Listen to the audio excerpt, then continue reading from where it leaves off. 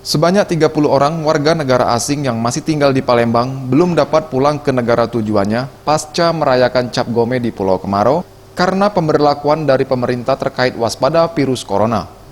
Kepala Divisi Keimigrasian Kanwil Kemenkumham Sumsel, Hendro Triprasetyo mengatakan, pihaknya harus mengeluarkan izin tinggal sementara untuk 30 warga negara asing dengan masa pemberlakuan selama 30 hari. Untuk sementara, para warga negara asing ini belum ditempatkan di satu tempat penampungan, masih menyebar di wilayah Palembang, sesuai dengan data yang diberikan pada saat kedatangan. Sesuai dengan tempat tinggalnya masing-masing.